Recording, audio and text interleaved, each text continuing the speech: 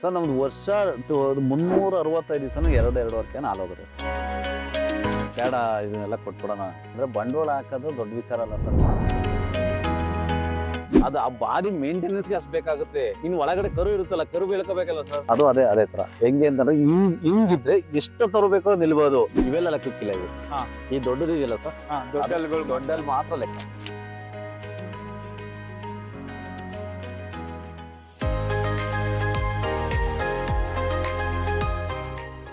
Sir, ಒಂದು ಹಸು ಈ ಡ್ರೈ ಫೀಡ್ಗೆ ಎಷ್ಟು ತಿಂಗಳು ಆದ್ಮೇಲೆ ಬರುತ್ತೆ ಕರು ಹಾಕಿದ್ಮೇಲೆ? ಸರ್ ಡ್ರೈ ಫೀಡ್ ಅಂತಂದ್ರೆ ಕರೆಕ್ಟ್ ಆಗಿ ಕರು ಹಾಕಿ 18ರಿಂದ 20 ದಿವಸಕ್ಕೆ 7 ಬರುತ್ತೆ. ಅವಾಗ ಕೊಡಿಸ್ಬಾರ್ದು. ಕಮ್ಮಿ ಅಂದ್ರೆ 80ರಿಂದ 90 ದಿವಸ ಆಗ್ಬೇಕು. 90 ದಿವಸ ಕೊಡ್ಸಿದ್ರೆ ಅಲ್ಲ, 1 ವರ್ಷ 365 ದಿವಸಕ್ಕೆ ಮತ್ತಿನ್ನು ನೆಕ್ಸ್ಟ್ ಇನ್ನೊಂದು ಕರು ಹಾಕುತ್ತೆ. ಸೊ ನಿಮ್ ಪ್ರಕಾರ ಇವತ್ ಕರು ಹಾಕ್ತಂದ್ರೆ ನೆಕ್ಸ್ಟ್ 3ನೇ ತಿಂಗಳಿಗೆ ಗರ್ಭಧಾರಣೆ ಮಾಡಿಸ್ಬೇಕು.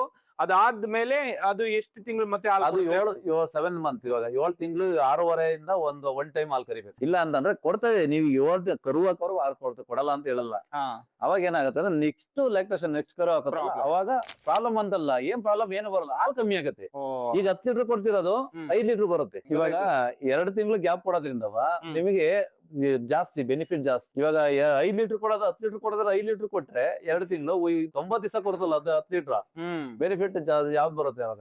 ಹಂಗಾಗಿ ಅದು ಒಂದೇನಪ್ಪಾ ಅಂತಂದ್ರೆ ಒಂದು ತಾಯಿ ತರನೇ. ಇವಾಗ ಒಂದು ಆರೈಕೆ ನಾವು ಪ್ರೆಗ್ನೆನ್ಸಿ ಟೈಮ್ ಅಲ್ಲಿ ಆರೈಕೆ ಮಾಡ್ತೀವಲ್ಲ, ಆದ್ರೆ ಅವಕ್ಕೂ ಒಂದು ರೆಸ್ಟ್ ಬೇಕು ಅಂತ.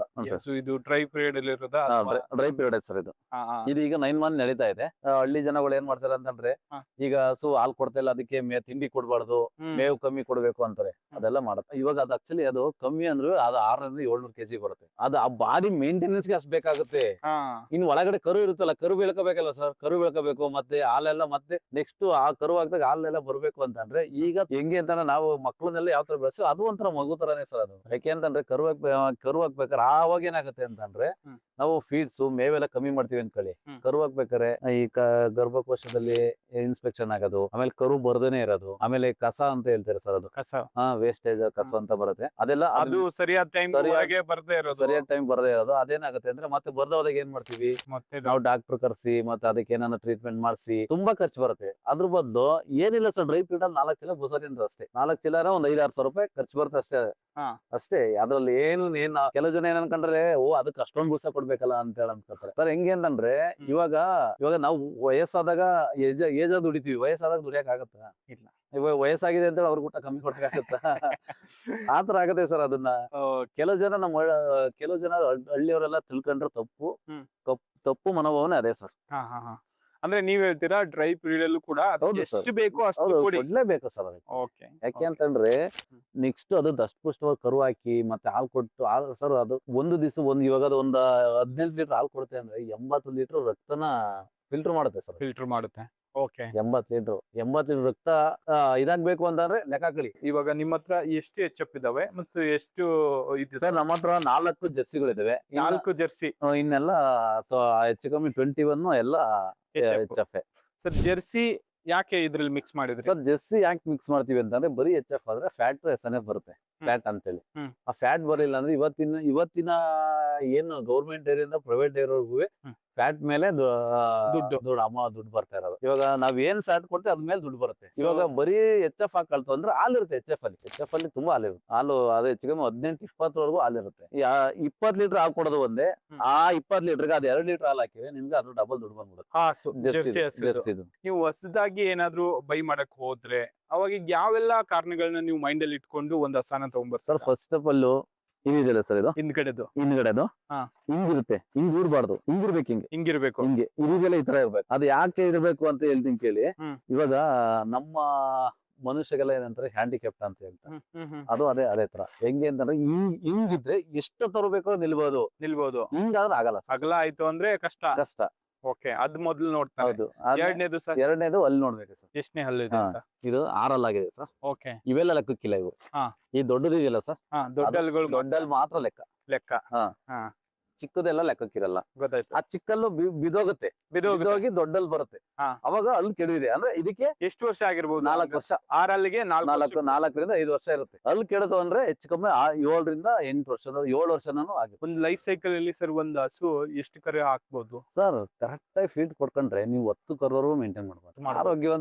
ಆರೋಗ್ಯವಾಗಿದ್ರೆ ನೀವು ಅದಕ್ಕೆ ಕರೆಕ್ಟ್ ಆದ ಫೀಡ್ಸ್, ಕರೆಕ್ಟ್ ಆದ ಫುಡ್ ಕೊಟ್ರೆ ಅದು ಆರೋಗ್ಯನೇ ಕೆಡಲ್ಲ, ಕೆಡೋದಿಲ್ಲ. ಕೆಡದಂಗ್ ನೋಡ್ಕೊಂಡ್ರೆ ಅದು ಚೆನ್ನಾಗಿರುತ್ತೆ. ಹೌದು. 10 ಕರು ಅಂದ್ರೆ ಏನ್ ಕಡಿಮೆ ಅಲ್ಲ ಸರ್. ಹ್ಞೂ ಸರ್. ಯಾಕೆಂತಂದ್ರೆ ಇವಾಗ ಯಾಕೆ ಹೇಳ್ತೀನಿ ಅಂತಂದ್ರೆ, ಇವಾಗ ಒಂದ್ ಹಸು ತರ್ತೀನಿ ಅಂತಂದ್ರೆ ನೀವು ಎಂತ ಸುಮ್ನೆ ಏನೋ ಈ ತರ ಎಲ್ಲ ತರ್ತೀನಿ ಅಂತ ನಿಮ್ಗೆ 2 ಲಕ್ಷದವರೆಗೂ ಇಚ್ಛಾಗತ್ತೆ ಬಿಡಿ. ಸೊ ನಾವು ಸ್ಟಾರ್ಟ್ ಮಾಡಿದಾಗ ನಾವೇನ್ ಮಾಡ್ತೀವಿ, ಕರುಗಳು ಕರುಗುಡಿ ಯಾಕೆ ಅಂತಂದ್ರೆ ಅದಕ್ಕೆ ಬೇರೆ ಹಾಲು ಕೊಡಿಸ್ಬೇಕು ಅಂತ ನಾವೇನ್ ಮಾಡ್ತಿದ್ವು, ಕೊಟ್ಬಿಡ್ತಿದ್ವಿ. ಇವಾಗ ಯಾರು ಕೇಳ್ತು ಅಂತಾರೆ ಫ್ರೀ ಆಗಿ, ದುಡ್ಡಿಗಲ್ಲ, ಸುಮ್ನೆ ಎಡ್ಗಡೆ ಹೋಗ್ಬಿಡಿ ಅಂತ ಕೊಟ್ಬಿಡ್ತಿದ್ದು. ಓಕೆ. ಹಂಗಾಗಿ ಆಮೇಲೆ ಲಾಸ್ಟ್ ನಮ್ಮ ಡಾಕ್ಟರ್ ಪ್ರಶಾಂತ್ ಡಾಕ್ಟರ್ ಅಂತ ಹೇಳಿ, ಆಮೇಲೆ ಅವ್ರು ಹೇಳಿದ್ರು ನೀವು ಕರುಗೋಳು ಬೆಳೆಸಿ ಅಂತ ಹೇಳೋರು. ನಾವ್ ಒಂದೊಂದ್ ಟೈಮ್ ಬೇಜಾರ್ ಮಾಡ್ಕೊಂಡ್ವಿ, ಯಾವಾಗ ಬಂದ್ರು ಅದನ್ನೇ ಹೇಳ್ತಾರಲ್ಲಪ್ಪ ಅಂತೇಳಿ. ಕರುಗಳಿಗೆ ಅದಕ್ಕೆ 4 ಲೀಟರ್ ಹಾಲು ಅಂದ್ರೆ ಬೆಳಿಗ್ಗೆ 4, ಸಂಜೆ 4, 8, 16 ಲೀಟರ್ ಹಾಲು ಅಂದ್ರೆ ದುಡ್ಡು ಅಲ್ಲೇ ಹೋಗುತ್ತಲ್ಲ ಅಂತೇಳಿ.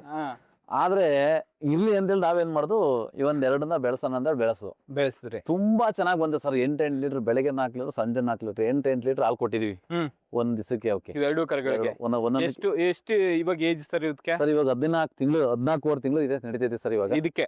2 ಟ್ವಿನ್ಸ್, ಇದು ಟ್ವಿನ್ಸ್. ಓಕೆ. 14 ತಿಂಗಳು, ಈಗ 2 ತಿಂಗಳು ಪ್ರೆಗ್ನೆನ್ಸಿ. 2 ತಿಂಗಳು ಪ್ರೆಗ್ನೆನ್ಸಿ. ಸರ್ ಇವಕ್ಕೂ ಅಷ್ಟೇ, ಇವಕ್ಕೂ 200 kg ಬರ್ಬೇಕು ಸರ್ ಒಂದ್ ಬಾಡಿ ವೆಯ್ಟ್. ಆವಾಗ ನೀವು ಅದು ಹೆಲ್ದಿ 200 kg ಆದ್ರೆ ಆಮೇಲೆ ನೀವು ಅದಕ್ಕೆ 7 ಕೊಡಿಸ್ಬೋದು. ಯಾಕೆ ಅಂತಂದ್ರೆ ಅದ್ರಲ್ಲೂ ಗರ್ಭಕೋಶ ಬೆಳ್ಕೋಬೇಕು. ಅದು ತಾಯಿ ಆಗ್ಬೇಕು ಅಂತಂದ್ರೆ ಅಷ್ಟು ಕೆಪಾಸಿಟಿ ಬೇಕು. ಇಲ್ಲ ಅಂತಂದ್ರೆ ಅದು ಬೆಳೆಯಲ್ಲ. ಸರ್ ಇದಕ್ಕೆ ನಾನು ಒಂದು ಕ್ವಶನ್ ಕೇಳಬೇಕು. ನಾನು ಸುಮಾರು ಒಬ್ಬ ರೈತರ ಹತ್ರ ಮಾತಾಡಿದೆ, ಅವ್ರ ಕರುಗಳಿಗೆ ನೀರ್ ಕುಡಿಯಕ್ಕೆ ಬಿಡೋದಿಲ್ಲ ಸರ್. ಆಕ್ಚುಲಿ ನಾನು ಹೇಳಿದೆ ಸರ್, ಫಸ್ಟ್ ಸಮವಾಗಿರ್ಬೇಕು ಸರ್ ಎಲ್ಲದು. ಇವಾಗ ಹಾಲನ್ನು ಇವಾಗ ನಾವು 8 ಲೀಟರ್ ಹಾಲು ಕೊಡ್ತೀವಿ ಅಂದ್ರೆ ಕಮ್ಮಿ ಅಂದ್ರೆ 2 ಲೀಟರ್ ನೀರು ಕುಡಿಲೇಬೇಕಲ್ಲ. ಹೌದಾ? ಹೌದು, 2 ಲೀಟರ್ ನೀರು ಕುಡಿಲೇಬೇಕು ಸರ್. ಜಾಸ್ತಿ ನೀರು ಕುಡಿದ್ರೆ ಕರುಗಳಲ್ಲಿ ಸರ್ ಇಲ್ಲ, ಕುಡಿಯಲ್ಲ. ನಾನು ಹೇಳ್ದೆ ಕರೆಕ್ಟ್ ಆಗಿ ನೀವು ಹಾಲು 8 ಲೀಟರ್ ಹಾಲು ಕೊಟ್ರೆ ಅದು ನೀರಿಗೆ ಆಸೆ ಪಡಲ್ಲ. ಕೆಲವೊಬ್ರು ರಿಸ್ಟ್ರಿಕ್ಟ್ ಮಾಡ್ಬಿಡ್ತಾರೆ, 2 ಲೀಟರ್. 2 ಲೀಟರ್ ಅವಾಗ ಏನಾಗುತ್ತೆ ಅಂದ್ರೆ ಅದು ಅದ್ರ ಕಡೆಗೆ ಹೋಗ್ಬಿಡುತ್ತೆ. ಹೆಂಗೆ ಅಂತಂದ್ರೆ ಇವಾಗ ಅದ್ ನೀರ್ ನೋಡಿದ್ರೆ ಅದ್ರ ಕಾನ್ಸಂಟ್ರೇಷನ್ ಅದ್ರ ಕಡೆಗೆ ಹೋಗ್ಬಿಡುತ್ತೆ. ಯಾಕೆ ಅಂತಂದ್ರೆ ಹೊಟ್ಟೆ ತುಂಬಿಸ್ಕೋಬೇಕು. ಇವಾಗ ಹೊಟ್ಟೆಲಿ ಹಾಲಿಲ್ಲ ಅಂತಂದ್ರೆ ಏನ್ ಮಾಡ್ತೀವಿ, ಏನಾರು ಒಂದ್ ತಿನ್ಕೊಂಡು ಕುಡ್ಕೊಂಡು ಹೊಟ್ಟೆ ತುಂಬಿಸ್ಕೋಬೇಕು ಅನ್ನೋ ರೀತಿ ಹೋಗುತ್ತೆ. ಅವಾಗ ಏನಾಗುತ್ತೆ ಅಂದ್ರೆ ಹೊಟ್ಟೆ ಉದ್ಕೊಳುತ್ತೆ, ಬೇದಿ ಸ್ಟಾರ್ಟ್ ಆಗುತ್ತೆ, ಗಂಜಲಗಳು ಯೆಲ್ಲೋ ಕಲರ್ ಸ್ಟಾರ್ಟ್ ಆಗುತ್ತೆ, ರೆಡ್ ಕಲರ್ ಬರುತ್ತೆ. ರೆಡ್ ಕಲರ್ ಬರೋದು ಏನಕ್ಕೆ ಅಂತಂದ್ರೆ ಸರ್, ಅದು ಆ ಬಾಡಿಲಿ ಜೀರ್ಣ ಆಗಲ್ಲ. ತಿಂದಿದ ಆಹಾರ ಜೀರ್ಣ ಆಗ ಜಾಸ್ತಿ ಬೇರೆ ಫುಡ್ ತಿಂದ್ರು ಜೀರ್ಣ ಆಗುವಷ್ಟು ಕೆಪಾಸಿಟಿ ಇದ್ರೆ ಮಾತ್ರ ಜೀರ್ಣ ಆಗೋದು. ಅದ್ ಬಿಟ್ಬಿಟ್ಟು ಎಲ್ಲಾ ಜೀರ್ಣ ಆಗದಿರ ಕುಡ್ಕೊಬಿಟ್ರೆ ಅದು ಒಂದೇ ಸಲ ನೀರ್ ಕುಡಿದ್ರೆ ನೀವು ಹಾಲ್ ಜೊತೆ ನೀರ್ ಕುಡಿ, ಕರೆಕ್ಟ್ ಮಿಕ್ಸ್ ಆಗುತ್ತೆ. ಅವಾಗ ಏನಾಗುತ್ತೆ ಅಂದ್ರೆ ಸರ್, ಇದ್ರಲ್ಲಿ ಏನಾಗುತ್ತೆ ಅಂತಂದ್ರೆ ನಮ್ ಜನಗಳು ತಿಳ್ಕೊಂಡಿರೋ ತಪ್ಪು. ರುಮಾಲು ಅಂತ ಒಂದು ಒಳಗಡೆ ಒಂದು ಇದಿದೆ ಸರ್ ಹಸ್ಗಳಿಗೆ. ಆ ರುಮಾಲಲ್ಲಿ ಏನಾಗುತ್ತೆ ಅಂತಂದ್ರೆ ಇದು ಆಕ್ಚುಲಿ ಡೈರೆಕ್ಟ್ ಬರೀ ನೀರ್ ಕುಡಿತಾವಲ್ಲ, ಅವ್ರು ರುಮಾಲ್ ಒಳಗೆ ಹೋಗ್ಬಿಡುತ್ತೆ.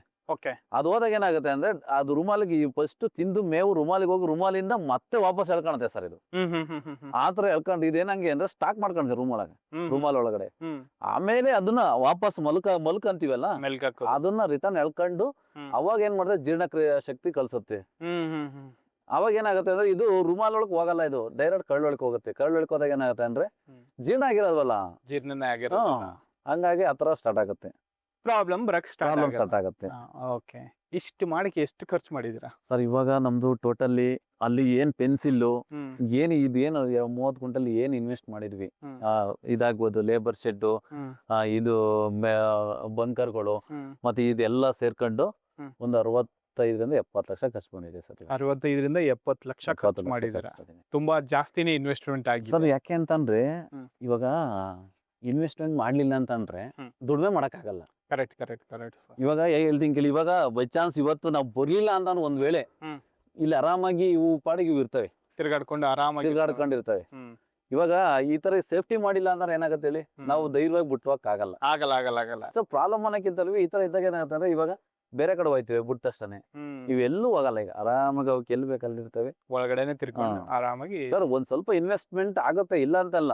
ಇವಾಗ ಹೆಂಗೆ ಅಂತಂದ್ರೆ ಬಂಡವಾಳ ಆಗ್ತಲ್ಲ, ಯಾವ್ದೇ ಒಂದು ಬಂಡವಾಳ ಆಗ್ತಲ್ಲ ಯಾವ್ದು ದುಡಿಯಕ್ ಆಗಲ್ಲ ಸರ್. ಇವಾಗ ಬಹಳಷ್ಟು ರೈತರು ಇರ್ತಾರೆ ಸರ್, ಒಂದ್ ಸ್ವಲ್ಪ ಆ ಕಡೆ ಈ ಕಡೆ ಎಲ್ಲೋ ದುಡ್ಡು ಇದ್ದಿರುತ್ತೆ, ಅದನ್ನ ಇಂಥದಕ್ಕೆ ಒಂದ್ ಸ್ವಲ್ಪ ಇನ್ವೆಸ್ಟ್ಮೆಂಟ್ ಮಾಡಿ ಸ್ಟಾರ್ಟ್ ಮಾಡ್ಬೇಕು ಅಂತ ಅಂತಾರೆ.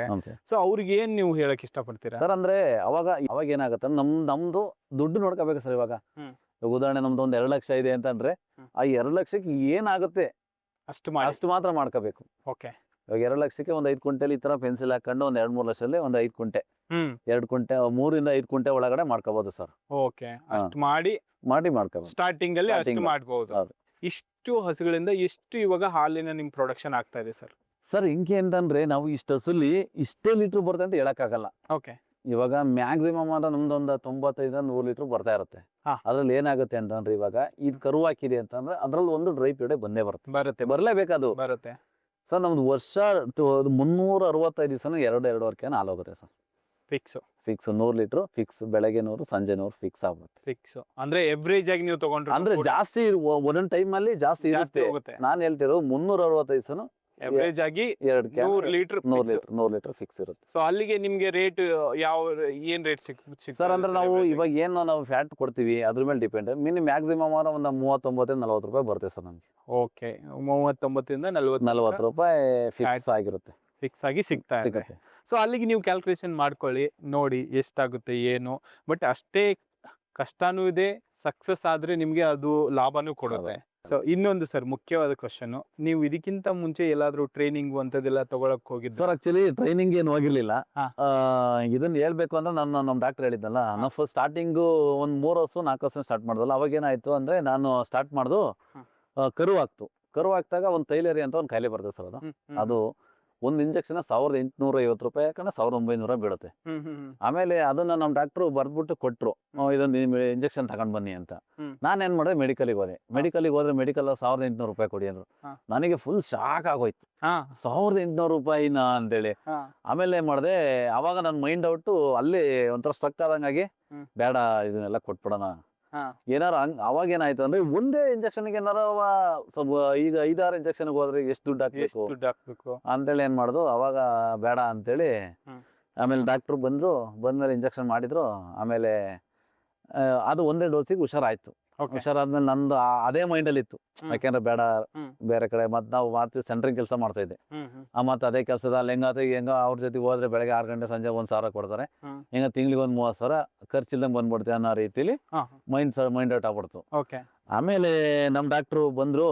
ಆಮೇಲೆ ಒಂದ್ಸತಿ ಬಂದ್ರು ಪಾಪ ಅವ್ರು ಹಿಂಗೆ ಸುಮಾರು ಒಂದು ಅರ್ಧ ಗಂಟೆ ಮಾತಾಡಿದ್ರು, ಏನು ಈ ತರ. ಆಮೇಲೆ ಅವರು ಅಲ್ಲಿಂದ ಸ್ಟಾರ್ಟ್ ಮಾಡಿದ್ರು. ಆಮೇಲೆ ಅವ್ರು ಬಂದಾಗೆಲ್ಲ ನಮ್ಗೆ ಏನ್ ಅನ್ಸೋದು, ಇವ್ರು ಏನ್ ಇಷ್ಟೊಂದು ಮಾತಾಡ್ತಾರಲ್ಲಪ್ಪ ಅನ್ಸೋದು ಸ್ಟಾರ್ಟಿಂಗ್ ಮೂಮೆಂಟ್ ಅಲ್ಲಿ. ಆಮೇಲೆ ನಮ್ ಡಾಕ್ಟರ್ ಏನ್ ಮಾಡಿದ್ರು, ನಮ್ಮನಿಗೆ ಒಂದು ಇದು ಕಳ್ಸಿದ್ರು ಮೀಟಿಂಗಿಗೆ. ಹಾಸನದ ಮೆಡಿಕಲ್ ಕಾಲೇಜಲ್ಲಿ ಒಂದು ಮೀಟಿಂಗ್ ನಡೀತಿ ಸರ್, ಅಲ್ಲಿ ಕಳ್ಸಿದ್ರು. ಅಲ್ಲಿ ಹೋಗ್ಬಿಟ್ಟು ಬನ್ನಿ, ಅಲ್ಲಿ ಹೋಗಿ ಅದೊಂದು ಫಸ್ಟ್ ಆ ಮೀಟಿಂಗ್ ಇಂದಲೂ ಒಂದು ಫಾರಂ ಕಳ್ಸಿದ್ರು ಚಂದ್ರಾಯಪಟ್ಟಣದಲ್ಲಿ. ಚಂದ್ರಾಯಪಟ್ಟಣದಲ್ಲಿ ಇವಾಗ ಅವರು ನಮ್ಮಂಗೆ ಅವರು ಇದೇ ತರ ಮಾಡ್ಕೊಂಡಿದ್ದಾರೆ. ಅಲ್ಲಿ ಕಳ್ಸಿದ್ರು. ಅಲ್ಲಿಗೆ ಹೋಗಿ ಅಲ್ಲಿ ಸುಮ್ನೆ ಅವ್ರೇನು ನೀವೇನು ಮಾಡ್ಬಿಡಿ, ನೀವು ಹೋಗಿ ಬನ್ನಿ ಅಂದ್ರು ಅಷ್ಟೇ. ಅಲ್ಲಿಗೆ ಹೋದ ತಕ್ಷಣ ಸರ್ ಇದೇ ತರ ಮಾಡಿದಾರೆ ಅವ್ರಿಗೆ. ಅಲ್ಲಿಗೆ ಹೋದ ತಕ್ಷಣ ನಮ್ ಮೈಂಡ್ ಚೇಂಜ್ ಆಗೋಯ್ತು. ಅದು ವಾತಾವರಣ, ಅದು ಮಾಡಿರೋದು ಹೌಸ್ಗಳು ಎಲ್ಲ ನೋಡಿ ಅವಾಗಿಂದ ನಮ್ಗೆ ಮತ್ತೆ ಅದೇ ರಿಟರ್ನ್ ಅದಕ್ಕೆ ಬಂದು.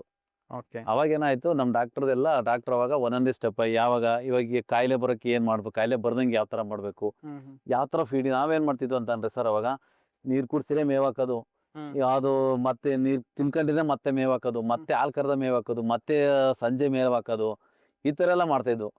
ಆಮೇಲೆ ನಮ್ ಡಾಕ್ಟರ್ ಹೇಳಿದ್ರು, ನೀವು ಏನಾರು ಮಾಡಿ ಒಂದ್ ಹಸಿಗೆ 35-40 kg ಮೇವ್ ಕೊಡ್ತಾ ಬನ್ನಿ, ನಿಮಗೆ ಅವಾಗ ಹಿಂಗ ಅನ್ಸುತ್ತೆ ಅದನ್ನ ರಿಸಲ್ಟ್ ಹೇಳಿ ಅಂದ್ರು. ನಾವ್ ಅನ್ಕೊಂಡು ಇವ್ರು ಏನ್ ಈ ತರ ಹೇಳ್ತಿದಾರಲ್ಲಪ್ಪ ಅನಿಸ್ತು. ಆಮೇಲೆ ಮಾಡೋದು ಸರ್, ನಾವ್ ಆಮೇಲೆ ಅವಾಗ್ಲೂ ಸೈಲೇಜ್ ಎಲ್ಲ ಇತ್ತು. ಅವಾಗ ಏನ್ ಮಾಡೋದು, ಅದನ್ನ ಫಾಲೋ ಅಪ್ ಮಾಡೋದು. 1 ವಾರ ಫಾಲೋ ಅಪ್ ಮಾಡಿದಾಗ ಏನಾಯ್ತು, ಸ್ಕೂಲ್ ಸ್ವಲ್ಪ ಸ್ಲೋ ಆಯ್ತು. ಯಾಕೆಂದ್ರೆ ಅದಕ್ಕೆ ಅಡ್ಜಸ್ಟ್ ಆಗ್ಲಿಲ್ವಲ್ಲ. ಆಮೇಲೆ ಆಗ ಇರ್ಲಿ ನೋಡೋಣ ಅನ್ಕೊಂಡು ಮತ್ತೆ 1 ವಾರ ಮತ್ತೆ ಅದೇ ತರ 1 ವಾರ ಕಂಟಿನ್ಯೂ ಮಾಡುದು. ಆ ಕಂಟಿನ್ಯೂಟಿಲಿ ಏನಾಯ್ತು, ಇವಾಗ 10 ಲೀಟರ್ ಬರ್ತಾ ಇದ್ದು 15 ಲೀಟರ್ ಆಯ್ತು. ಇನ್ಕ್ರೀಸ್ ಆಯ್ತು. ಯಾಕೆ ಇನ್ಕ್ರೀಸ್ ಆಯ್ತು ಅಂತ ಅಂದ್ರೆ, ಇವಾಗ ಅದು ಮೇ ತಿಂದ್ಬಿಟ್ಟು ಮಲ್ಕ್ ಹಾಕ್ಬೇಕು. ಮೆಲ್ಕ್ ಮಲ್ಕ್ ಹಾಕ್ತಕ್ಕೆ ಏನಾಗುತ್ತೆ ಅಂತಂದ್ರೆ ಒಳ್ಳೆ ಆರೋಗ್ಯ ಬಂದ್ಬಿಡುತ್ತೆ. ಹಾ ಇವಾಗ ತಿಂತಾನೆ ಇದ್ರೆ ಹೋಗಿ ಸ್ಟಾಕ್ ಆಗುತ್ತೆ, ಬೇದಿ ಆಗುತ್ತೆ, ಬೇದಿ ಬರೀ ಆಗುತ್ತೆ. ಸಗಣಿ ಆಗ್ತವೆ, ಹ್ಮ್ ಆತರ ಎಲ್ಲ ಆಗೋದು. ಆಮೇಲೆ ನಮ್ ಡಾಕ್ಟರ್ ಅಂದ್ರು ಸರ್ ಈ ತರ ಆಯ್ತು ಸರ್ ಅಂತ ಅಂದು. ಹ್ಮ್. ನೀವ್ ಇವಾಗ ಅವ್ರು ಹೇಳಿದ್ರು ಇವಾಗ ನೀವು ಒಂದು ರೂಟಿಗೆ ಬಂದಿದ್ರ ಹಾ. ಇದನ್ನೇ ಫಾಲೋಅಪ್ ಮಾಡ್ಕೊ ಹೋಗಿ, ಹಾ. ನೀವು ಯಾಕೆ ಸಕ್ಸಸ್ ಆಗಲ್ಲ ಅಂತ. ಅಲ್ಲಿಂದ ಸ್ಟಾರ್ಟ್ ಮಾಡಿದ್ವಿ ಸರ್. ಇವತ್ತಿನವರೆಗೂ ದೇವ್ರ ಕೃಪೆ ಮತ್ತೆ ನಮ್ಮ ಡಾಕ್ಟರ್ದು ಒಂದು ಪರಿಶ್ರಮ. ಏನೇ ಮೇಜರ್ ಇತ್ತು ಅಂತಂದ್ರೆ ಫೋನಲ್ಲೇ ಸಾಲ್ವ್ ಮಾಡ್ತಾರೆ, ಇಲ್ಲ ಅಂತಂದ್ರೆ ಏನಾರು ಒಂದು ಒಟ್ಟು ಆಲ್ಟ್ರೇಟ್ ಮಾಡ್ಕೊಡ್ತಾರೆ ಅಲ್ವಾ. ಸರ್. ಏನಪ್ಪಾ ಅಂತಂದ್ರೆ ಇದ್ರಲ್ಲಿ ಇನ್ನೊಂದು ಹೇಳ್ತೀನಿ ಅಂತಂದ್ರೆ ನಮ್ಮ ಜನಗಳು ಏನ್ ಮಾಡ್ತಾರೆ ಅಂದ್ರೆ ಬಂಡವಾಳ ಹಾಕೋದು ದೊಡ್ಡ ವಿಚಾರ ಅಲ್ಲ ಸರ್. ಇಲ್ಲಿ ಹ್ಮ್. ಬಂಡವಾಳ ಎಲ್ಲೋ ಕೂತಿದ್ದು ಬಂಡವಾಳ ಹಾಕ್ಬಿಡ್ಬೋದು. ಓಕೆ ಇಲ್ಲಿ ನಾವು ನಿನ್ಕೊಂಡು ಮಾಡಿದ್ರೆ ಮಾತ್ರ ಹೈನುಗಾರಿಕೆ ಸಕ್ಸಸ್ ಆಗ ಕಾರಣ. ಆಗೋದು. ಯಾಕೆಂತಂದ್ರೆ ಇವಾಗ ನಾನು ಲೇಬರ್ ಇಟ್ಟಿದ್ದೀನಿ, ಎಲ್ಲೋ ಹೋಗೋದು, ಅವ್ನು ಲೇಬರ್ ನೋಡ್ಕೊಳ್ತಾನೆ, ಅವನಿಗೆ ಫೋನ್ ಮಾಡಿ ಹೇಳೋದು. ಅವನೇನ್ ಮಾಡ್ತಾನೆ ಅಂದ್ರೆ ಅವನಿಗೆ ಎಷ್ಟು ಇವಾಗ ಅವ್ನ ಮೈಂಡಲ್ಲಿ ಇವಾಗ ಈ ಹೊಸಗೆ ನೀರು ಕುಡ್ಸಿದ್ನಲ್ವಾ, ಬಿಡತ್ತೆ ಅದೊಂದು ಅಲ್ಲಿ ತೊಟ್ಟಿ ಒಳಗೆ ಇಟ್ಟಿದ್ದೀನಿ, ಅದ್ರಲ್ಲಿ ನೀರು ಚೆನ್ನಾಗಿದೆಯೋ ಅಥವಾ ಏನಾಗಿದೆ, ಮೇವು ಏನಾಗಿದೆ, ಅದು ಕರೆಕ್ಟ್ ಟೈಮಿಗೆ ಕೊಡಬೇಕು ಅನ್ನೋದ್ರ ಬಗ್ಗೆ ಅವ್ರಿಗೆ ಇಂಟ್ರೆಸ್ಟ್ ಇರಲ್ಲ ಸರ್ ಅವ್ರಿಗೆ. ಯಾಕೆ ಅಂತಂದ್ರೆ ಮೊದ್ಲಾಗ್ಲೇ ನಮ್ಮ ಗಾದೆ ಹೇಳಿದಾರೆ ಸರ್, ಮಗ ಮಾಡೋದು ಮಧ್ಯಮ, ಆಳ್ ಮಾಡೋದು ಆಳು, ಅಪ್ಪ ಮಾಡೋದು ಉತ್ತಮ. ಆ ರೀತಿ ಇವಾಗ ಅವನದೇನೋ ಒಂದಿರುತ್ತೆ. ಓಕೆ ಅವನೇನೋ ಒಂದು ಇವಾಗ ಏನೋ ಮಧ್ಯ ಒಂದು ಫೋನ್ ನೋಡ್ತಿರ್ತಾನೋ, ಟಿವಿ ನೋಡ್ತಿರ್ತಾನೋ, ಅದು ಅರ್ಧಂಬರ್ಧ ನಿಲ್ಸಿರ್ತಾನೆ. ಯಾಕೆಂದ್ರೆ ಇವಾಗ ಹಾಲು ಕರಿಬೇಕು ಅಂತ ಅಲ್ಲಿಗೆ ಅದ್ ನಿಲ್ಸಿರ್ತಾನೆ. ಅವಾಗ ಅವ್ನ ಮೈಂಡ್ ಕಟ್ಔಟ್ ಏನಾಗುತ್ತೆ ಅಂತಂದ್ರೆ ಆ ಕಡೆ ಹೋಗುತ್ತೆ. ಇವಾಗ ನಾನ್ ಬಂಡವಾಳ ಹಾಕಿನಿ ಅಂದಾಗ ನಾನು ಇಲ್ಲಿ ಇದೀನಿ ಅಂತ ನನಗೇನ್ ಅನ್ಸುತ್ತೆ ಹೇಳಿ, ನಾನು ಇವಾಗ ನಾಳೆ ಬ್ಯಾಂಕ್ ಲೋನ್ ಕಟ್ಟಬೇಕು, ಜವಾಬ್ದಾರಿ ಜಾಸ್ತಿ ಇರುತ್ತೆ. ಆ ಜವಾಬ್ದಾರಿ ಇತ್ತು ಅಂದ್ರೆ ಸರ್ ಹೈನುಗಾರಿಕೆಯಲ್ಲಿ 100% ಸಕ್ಸಸ್ ಆಗ ಸಾಧ್ಯ ಸರ್. ಲೇಬರ್ ಇಟ್ಕೊಂಡ್ರೆ ಯಾವ್ದೇ ಕಾರಣಕ್ಕೂ ಸಕ್ಸಸ್ ಆಗಲ್ಲ. ಈಗ ಯಾರೆಲ್ಲ ಈ ವಿಡಿಯೋಗಳು ನೋಡ್ತಿದ್ದಾರೆ ಅವ್ರಿಗೆ ಹೆಲ್ಪ್ ಆಗುತ್ತೆ ಅಂತ ನಾನು ಹೇಳೋದೇ ಗೊತ್ತಾ, ಫಸ್ಟ್ ಆಫ್ ಆಲ್ ಬಂಡವಾಳ ಹಾಕೋದಕ್ಕಿಂತಲೂ ಸರ್ ಏನಿದೆ ಗೊತ್ತಾ, ನಾವೇ ಇರ್ಬೇಕು ಸರ್ ಫಾರ್ಮ್ ಒಳಗಡೆ. ನೀವು ಇದ್ದು ಮಾಡ್ತೀನಿ ಅಂದ್ರೆ ಬಂಡವಾಳ ಹಾಕಿ. ಹೌದು. ಇವಾಗ ಯಾಕೆ ಗೊತ್ತಾ, ಜನದ ಮೇಲೆ ಬಂಡವಾಳ ಹಾಕ್ತೀನಿ ಅಂತಂದ್ರೆ ದಯವಿಟ್ಟು ಹಾಕಕ್ ಹೋಗ್ಬಾರ್ದು. ಕಷ್ಟ ಯಾಕೆ ಗೊತ್ತಾ, ಇವಾಗ ಅವ್ರಿಗೂ ದುಡ್ಡು ಹಾಕಿ ಅನ್ನೋ ದುಡ್ಡು ಹೋಗುತ್ತೆ ಇಲ್ಲಿ. ಮತ್ತೆ ಈ ಹಸುನ ಏನಾಗುತ್ತೆ ಅಂತಂದ್ರೆ ಇದು ಹಸು ಆರೋಗ್ಯ ಹಾಳಾಗುತ್ತೆ. ಇವಾಗ 1.5 ಲಕ್ಷ ರೂಪಾಯಿ 2 ಲಕ್ಷ ಕೊಟ್ಟು ತಂದಿರ್ತೀವ, ಇದು ಹೋಯ್ತು ಅಂದ್ರೆ ಏನ್ ಅನ್ಸುತ್ತೆ ಹೇಳಿ, ಒಂದ್ ಜೀವ ಹಾಳು ಮಾಡ್ದಂಗ ಆಗುತ್ತೆ. ಕರೆಕ್ಟ್ ಸರ್, ಕರೆಕ್ಟ್ ಆತರ ಆಗುತ್ತೆ. ಅದರಿಂದ ಆದಷ್ಟು ಎಲ್ಲಾರು ಮಾಡೋ ಅಂತ ರೈತರುಗಳು ಏನ್ ಗೊತ್ತಾ, ಲೇಬರ್ ಬಿಟ್ಬಿಟ್ಟು ಸರ್ ಏನ್ ಕಷ್ಟ ಅನ್ಸಲ್ಲ ಸರ್. 3 hour sir. ನಾವು ಬೆಳಗ್ಗೆ 4 ಗಂಟೆಗೆ ಬರ್ತೀವಿ, ಅಲ್ಲ 5 ಗಂಟೆಗೆ ಬರ್ತೀವಿ. ನಾವ್ ಒಂದು 7:30 8 ಗಂಟೆ ಮ್ಯಾಕ್ಸಿಮಮ್ ಅಂದ್ರೆ 8 ಗಂಟೆ ಕೆಲಸ ಇರುತ್ತೆ. 8 ಗಂಟೆ ಮುಗಿಸ್ತೀವಿ.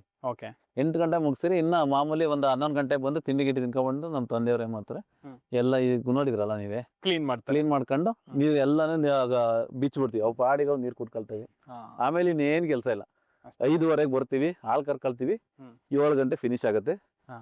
7 ಗಂಟೆಗೆ ಹೋಗ್ತೀವಿ. ಮತ್ತೆ ಆಕ್ಚುಲಿ ನಮ್ಮೂರಲ್ಲೆಲ್ಲ ಸಗಣಿ ಎತ್ತುತ್ತಾನೆ ಅಂತ ಆಡ್ಕೊಳ್ತಾರೆ ಸರ್. ಸಗಣಿ ಎತ್ತೋದ್ರಿಂದ ಆತರ ಆಡ್ಕೊಳ್ಳೋದ್ರಿಂದ ಏನ್ ಪ್ರಯೋಜನ ಇಲ್ಲ ಸರ್. ಸಗಣಿ ಎತ್ತೋದ್ರಿಂದ ಸರ್ ಇವತ್ತು 2 ಲಕ್ಷ ದುಡ್ಡು ನೋಡ್ತೀರ. ಕಡಿಮೆನೆ ಸರ್. 2 ಲಕ್ಷ ಬೆಂಗಳೂರಲ್ಲಿ ದುಡಿಯೋರಿಗೆ ಸಿಗ್ತಾ ಇಲ್ಲ. 2 ಲಕ್ಷ 2 ಲಕ್ಷ ಬರ್ತೇವೆ. ಕರೆಕ್ಟ್. 2 ಲಕ್ಷ ಆದಾಯ. ಇದು ಸ್ವಂತದಲ್ಲ. ನೀವು ಎಷ್ಟು ಬೇಕು, ಇವತ್ತು 2 ಇದೆ, ನೀವು ನಾಳೆ ನೀವು ಇದನ್ನೇ ದೊಡ್ಡದು ಮಾಡ್ಕೊಂಡು 20 ಲಕ್ಷಕ್ಕೂ ತಗೊಂಡು ಹೋಗ್ಬೋದು. ಅದು ಅದೇಂತೂ ಅದಕ್ಕೆ 100% ಅದೇ ಸರ್. ನೀವು ಇದನ್ನ ಗ್ರೋತ್ ಮಾಡ್ಕೊಂಡು ಹೋದ್ರೆ ಜಾಸ್ತಿ ಆಗ್ಬೋದು. ಓಕೆ ಸರ್, ಬಹಳಷ್ಟು ಸುದೀರ್ಘವಾದ ಇನ್ಫಾರ್ಮೇಶನ್ ಕೊಟ್ರಿ. ನಿಮ್ಮನ್ನ ನೋಡಿ ಇನ್ನೊಂದಿಬ್ಬರು ಜನ ಕಲಿರ್ಲಿ ಅನ್ನೋದು ನಮ್ಮ ಉದ್ದೇಶ. ಯಾರು ಬಂದು ನೋಡ್ತೀವಿ ಅಂತ ಅಂದ್ರು. ಇವರು ಹಾಸನ ಸಿಟಿಯಿಂದ ಒಂದು 7-8 ಕಿಲೋಮೀಟರ್ ದೂರ ರಾಚನಹಳ್ಳಿ ಅಂತ ಆ ಊರಲ್ಲಿ ಇವ್ರ ಫಾರ್ಮ್ ಇದೆ. ನಂಬರ್ನ ಕೊಟ್ಟಿರ್ತೀನಿ. ಸೊ ನೀವು ಯಾವುದೇ ರೀತಿಯ ಇನ್ಫಾರ್ಮೇಶನ್ ಬೇಕಾದ್ರೂ ಕೂಡ ನೀವು ಕಾಂಟ್ಯಾಕ್ಟ್ ಮಾಡಿ ಕೇಳಿ ಅನುಭವನ ತಗೊಳ್ಳಿ ಅಂತ ಹೇಳ್ತೀನಿ. ಸೊ ನಮ್ಮ ವಿಡಿಯೋನ ಇಷ್ಟೊತ್ತು ನೋಡಿದಿರಲ್ಲ, ಅದಕ್ಕೋಸ್ಕರ ಧನ್ಯವಾದ.